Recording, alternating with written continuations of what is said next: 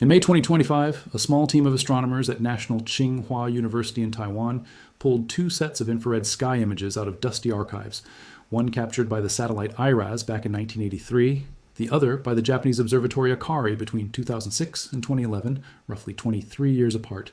And when they laid the images side by side and started comparing every faint point of light, one object stood out. It had shifted position, not by much, just a tiny nudge across the sky, but enough to matter, because stars do not move like that over 2 decades, and background galaxies certainly do not. Something out there had drifted, slowly, the way only a planet orbiting our sun at a staggering distance would drift. For a few tense weeks, headlines around the world asked the same electrifying question. Had we finally photographed the 9th planet twice, 23 years apart, without even realizing it? That single blinking dot reignited a hunt that has consumed astronomers for more than a century. A hunt for a hidden giant lurking far beyond Neptune, tugging on the orbits of distant icy worlds, hiding in the dark where sunlight barely reaches, and where our most powerful telescopes still struggle to see. If that object is real, it would rewrite textbooks. It would mean our solar system has not 8 planets, but 9, and that the 9th one has been sitting out there in the freezing black for 4.5 billion years, waiting patiently to be noticed. This is not a new obsession. Long before telescopes existed, ancient civilizations already whispered about a wandering intruder in the heavens. The Sumerians spoke of Nibiru, a planet of crossing, said to swing through the inner solar system on a colossal elongated loop. The Egyptians feared a celestial destroyer capable of unleashing chaos on Earth.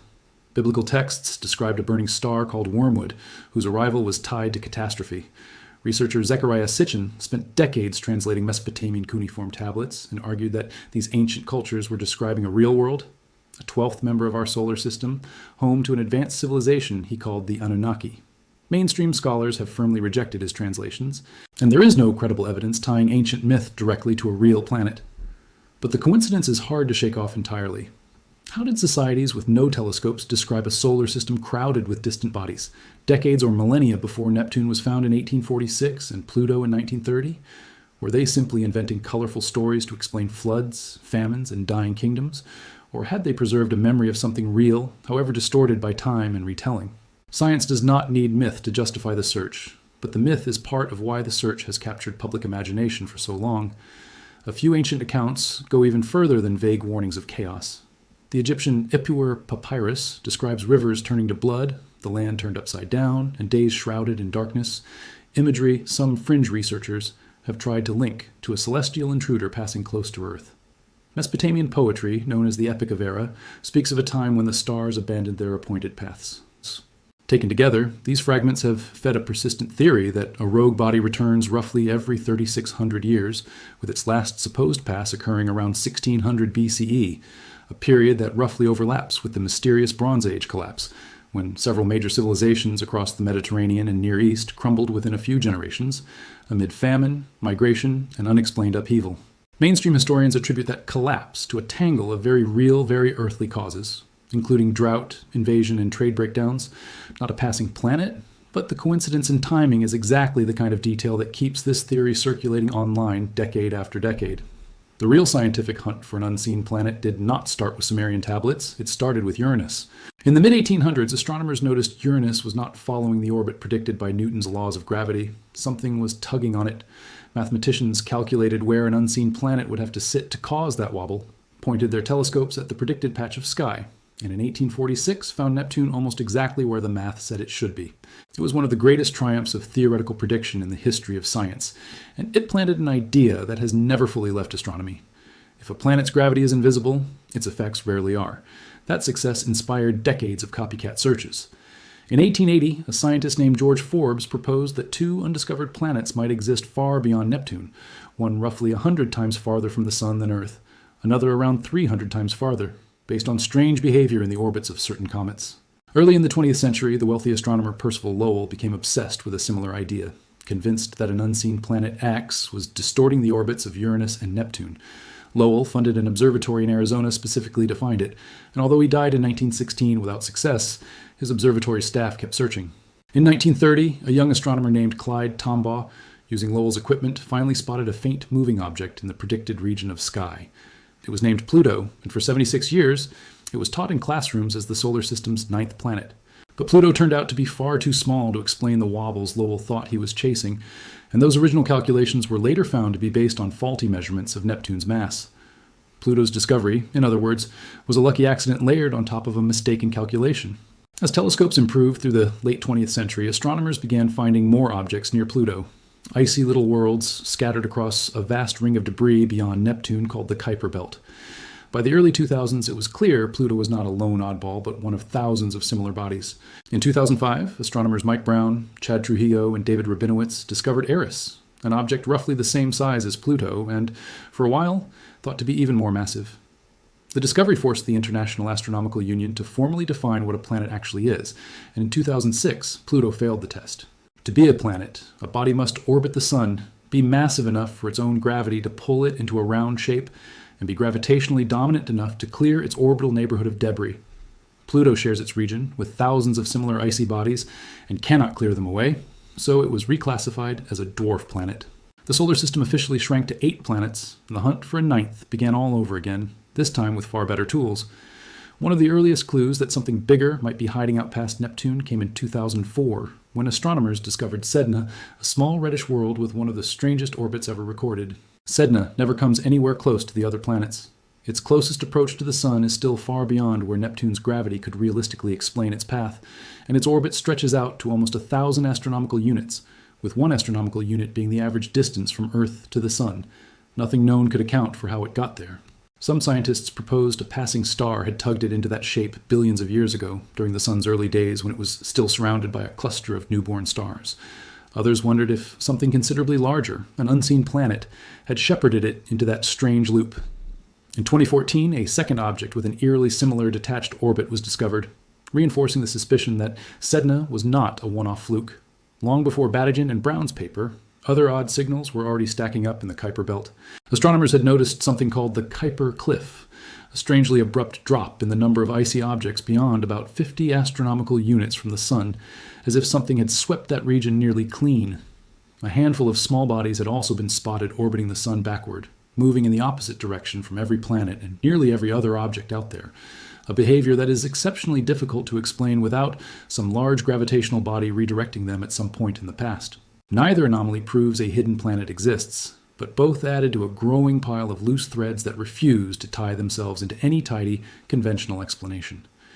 By 2012, planetary scientist Rodney Gomes was presenting evidence at conferences suggesting a hidden planet might be influencing the orbits of distant comets and centaurs, the small icy bodies that drift among the giant planets.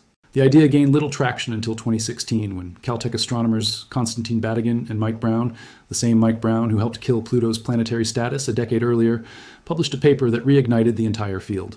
They had studied 6 of the most distant known objects in the Kuiper Belt, and noticed something remarkable. All 6 had elliptical orbits that pointed in roughly the same direction in space, and were tilted at a similar angle relative to the flat plane where the 8 known planets orbit. Badigian and Brown calculated that the odds of this alignment happening purely by chance were about 1 in 15,000. Something, they argued, had to be herding these objects into formation, and the most likely explanation was a hidden planet with somewhere between 5 and 10 times the mass of Earth, orbiting the Sun on a stretched, tilted path that could take anywhere from 10,000 to 20,000 years to complete. They nicknamed it Planet 9. Think of it like a coin resting on a sheet of paper that suddenly starts sliding across the surface on its own. You cannot see anything pulling it, but common sense tells you someone on the other side must be dragging a magnet underneath. Nobody has to see the magnet to trust that it is there, because the coin's motion itself is the evidence. That is essentially the logic behind Planet 9. Astronomers cannot see the object directly, but the suspiciously coordinated tilt and alignment of these distant icy worlds behaves exactly like objects being quietly dragged into formation by something massive and unseen. The proposed characteristics were staggering. If real, Planet 9 would sit somewhere between 400 and 800 times farther from the Sun than Earth is, roughly 13 to 26 times farther out than Neptune. Its orbit would be tilted between 15 and 25 degrees relative to the other planets, with its farthest point aimed toward the constellation Taurus. Temperatures on its surface would hover around minus 375 degrees Fahrenheit, cold enough to freeze nearly every gas we know. Scientists guessed it would resemble a smaller cousin of Neptune, or Uranus, with a thick hydrogen and helium atmosphere wrapped around an iron core and a mantle of rock and ice, though a smaller, denser version with a rocky surface was not ruled out. If it exists, it would be what astronomers call a super-Earth, a category of planet common around other stars in the galaxy, but conspicuously absent from our own solar system. Finding one here would, in a strange way, make our solar system look a lot more ordinary compared to the thousands of planetary systems already catalogued elsewhere in the galaxy. Batigan and Brown's paper faced immediate scrutiny. Critics pointed to observational bias, arguing that the 6 distant objects used in the study were found using different telescopes surveying different parts of the sky, which could artificially create the appearance of clustering. Other astronomers ran their own simulations and could not always reproduce the same alignment. For a while, Planet 9 looked like it might quietly fade from the conversation the way so many earlier Planet X proposals had. Then, in 2017, a team of Spanish astronomers took a different approach. Instead of focusing on where distant objects sit in their orbits, they studied something called nodes, the specific points where an object's orbital path crosses the flat plane of the solar system. When an object passes through a node, it is more vulnerable to gravitational interference from anything nearby. The Spanish team found that the node distances of so-called extreme trans-Neptunian objects, icy bodies with average distances beyond 150 astronomical units from the Sun, showed patterns that could not be explained by the gravity of any known planet. Their calculations pointed to an unseen mass sitting somewhere between 300 and 400 astronomical units out. To this day, many researchers consider this node analysis some of the strongest indirect evidence for Planet 9's existence, precisely because it echoes the same method that led to Neptune's discovery in the first place. Use the unexplained wobble to find the invisible cause. By 2021, a fresh reanalysis of the data pushed the theory in an unexpected direction. Researchers proposed the hidden planet might complete an orbit in roughly 7,000 years, rather than 20,000, which would place it significantly closer to the Sun than earlier estimates suggested, and therefore within reach of more of our existing telescopes. That same study estimated a 99% probability that the clustering of distant orbits was caused by real gravitational influence rather than coincidence, dropping the odds of it all being a random fluke to roughly 1 in 250, a massive improvement over the 1 in 15,000 figure from 2016. Confidence in the hypothesis was climbing, even without a single direct photograph of the object itself. Meanwhile, astronomers scanning the sky from Hawaii, using the Panoramic Survey Telescope and Rapid Response System, systematically ruled out about 78% of the sky where Planet 9 could plausibly be hiding, narrowing the search considerably even as the planet itself continued to evade detection. Researchers also began exploring stranger indirect methods. Astronomer Man Hoi Chan in Hong Kong calculated that if Planet 9 truly has the predicted mass, it should have captured at least 20 trans-Neptunian objects as moons, objects as large as 90 miles across, through simple gravitational capture over billions of years. If those moons exist, the constant gravitational flexing between planet and moon would generate tidal heating, potentially warm enough to detect even if the planet itself gives off almost no visible light. It is a strange but clever workaround. Instead of hunting for a nearly invisible planet, hunt for the faint heat signature of its captured satellites. That thermal approach lines up with the biggest breakthrough attempt yet, the very discovery this story opened with. Scientists had spent years searching for Planet 9 by looking for reflected sunlight, but sunlight has to travel all the way out to the planet and all the way back to Earth before we can see it. And at that distance, a Neptune-sized world would appear roughly 10,000 times fainter than it should. A planet's own leftover heat, however, only has to make a one-way trip to reach our telescopes, making it around 100 times fainter rather than 10,000 times fainter, a difference that matters enormously when you're hunting for something this faint. That is exactly why the Taiwanese team turned to infrared archives instead of visible light images, comparing the 1983 IRAS survey against the 2006 to 2011 Akari survey, hunting for anything that had shifted position over that 23-year gap in a way consistent with an extremely slow, extremely distant orbit. After ruling out the effects of parallax, the apparent shift in an object's position caused by Earth's own movement around the Sun, by comparing images taken on the same calendar date each year so Earth would always be in the same spot in its orbit, they narrowed thousands of candidate blips down to roughly 13 possible matches, and ultimately to one standout object. Based on its brightness, the team estimated it could be anywhere from 7 to 17 times the mass of Earth, sitting somewhere between 500 and 700 times farther from the Sun than we are, numbers that, if confirmed, would make it even larger and more distant than Batigan and Brown's original 2016 estimate. The catch is that 2 data points, 23 years apart, are not nearly enough to calculate a confirmed orbit. The team has called for urgent follow-up observations using the dark energy camera, a highly sensitive instrument built specifically for tracking faint, slow-moving objects, to determine once and for all whether this candidate is real. Just as the excitement around that infrared candidate was building, a separate discovery landed like a bucket of cold water on the entire theory. In May 2025, researchers announced a newly confirmed dwarf planet, cataloged as 2017 OF201, roughly 430 miles across, about a third the size of Pluto, found buried in 19 archival images collected over 7 years of publicly available telescope data. Its orbit is enormous and highly stretched, bringing it as close as about 45 astronomical units from the Sun at its nearest, similar to Pluto's distance, and flinging it out to roughly 1,600 astronomical units at its farthest point deep into the boundary of the Oort cloud. A complete orbit takes at least 25,000 years, and the object is only observable for roughly 1% of that entire journey, which is likely why it went unnoticed for so long, despite technically passing closest to the Sun back in 1930, the very same year Pluto was discovered. Here is why this newly found world matters so much to the Planet 9 debate. If a massive hidden planet really were shepherding distant objects the way Badigian and Brown proposed, this new dwarf planet's orbit should have been disrupted, altered, or flung out of the solar system entirely within roughly 100 million years of forming. Instead, its orbit appears stable, undisturbed, and does not match the clustering pattern that originally hinted at Planet 9's existence. In other words, one of the very type of object that should be showing signs of a hidden planet's gravitational fingerprints is showing no such signs at all. Researchers have proposed several alternative explanations that do not require an undiscovered planet. Gentle tidal pulls from the entire Milky Way galaxy acting on objects this far from the Sun over immense stretches of time. A chance close encounter with a passing star billions of years ago during the solar system's chaotic infancy, or simply leftover debris from the violent early period of planet formation when icy bodies were scattered in every direction, and some settled into extreme, stable orbits purely by circumstance. The scientific community remains split, and Planet 9 is far from the only competing explanation on the table. Some researchers have suggested that the clustering effect could be caused not by one large planet, but by the combined gravity of many smaller, undiscovered objects working together.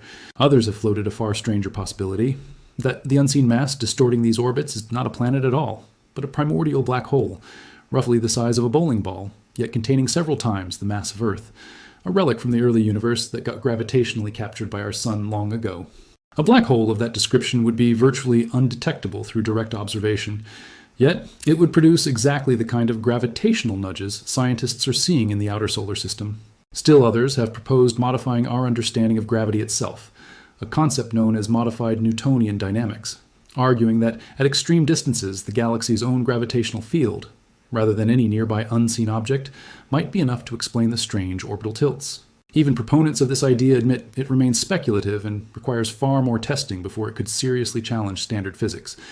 Adding another layer of intrigue, some scientists have proposed the existence of a 10th undiscovered world, smaller than Planet 9, closer to the mass of Mars or Earth, sitting near the outer edge of the Kuiper Belt. If it exists and turns out to be as small as predicted, it likely would not have enough gravitational pull to clear its orbital neighborhood of debris, meaning it would probably be classified as just another dwarf planet rather than a true 9th or 10th member of the solar system, echoing the very fate that stripped Pluto of its planetary status back in 2006. Hope for a definitive answer now largely rests on the Vera C. Rubin Observatory in Chile, which began science operations and is expected to spend roughly a decade scanning the entire southern sky every few nights, using the largest digital camera ever built, cataloging millions of objects from asteroids to comets to anything drifting undiscovered at the solar system's outer edge. If Planet 9, or whatever unseen mass is out there, truly exists, many astronomers believe this next-generation survey represents the best chance yet of finally catching it directly, rather than inferring it indirectly. NASA's upcoming Nancy Grace Roman Space Telescope, designed with a wide field of view specifically suited for spotting faint, slow-moving objects, adds another powerful tool to the search in the years ahead. It is worth remembering that the outer solar system has surprised scientists before in ways that had nothing to do with a hidden 9th planet. Voyager 2's 1986 flyby of Uranus showed a planet that appeared to give off no internal heat at all, a total anomaly among the giant planets, until decades later, 2 independent research teams re-examined the data and found Uranus actually does radiate roughly 12.5% more energy than it receives from the Sun, just far less dramatically than Jupiter, Saturn, or Neptune, and that the original flyby happened to catch the Sun in an unusually active phase that skewed the readings. Jupiter's volcanic moon, Io, upended assumptions too. For decades, scientists believed a global ocean of magma sat beneath its cracked surface, feeding hundreds of active volcanoes evenly across the moon. But NASA's Juno spacecraft, using extremely precise measurements of Io's gravitational field during close flybys in 2023 and 2024, found no evidence of a shallow magma ocean at all, suggesting the moon's ferocious volcanism, driven by the tidal squeezing of Jupiter's gravity, is instead fed by scattered, isolated magma reservoirs rather than one giant reservoir underneath the crust. Even tiny Mercury has quietly rewritten its own history, shrinking by an estimated 1 to 3.5 miles in radius over 4.5 billion years as its interior slowly cooled, cracking its surface into giant thrust faults that scientists are only now learning to measure with real precision. All of this points to the same underlying truth. Our solar system, even after centuries of study, is still full of secrets hiding in plain sight, and sometimes in data we already collected decades ago but never fully understood until now. Whether Planet 9 turns out to be a genuine undiscovered super-Earth quietly orbiting in total darkness, a scattering of smaller unseen bodies working in concert, an exotic primordial black hole, or nothing more than the combined gravitational influence of the Milky Way itself, the search has already forced scientists to look harder, dig deeper into old archives, and question assumptions that had gone unchallenged for a century. Every rejected hypothesis and every promising candidate that fizzles out under closer scrutiny still teaches us something new about how our cosmic neighborhood actually formed and evolved.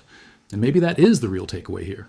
For thousands of years, humans looked up and told stories about a hidden world lurking at the edge of everything, a wandering intruder capable of upending life as we know it. Modern astronomy took that ancient fascination and turned it into rigorous mathematics, painstaking observation, and increasingly powerful telescopes.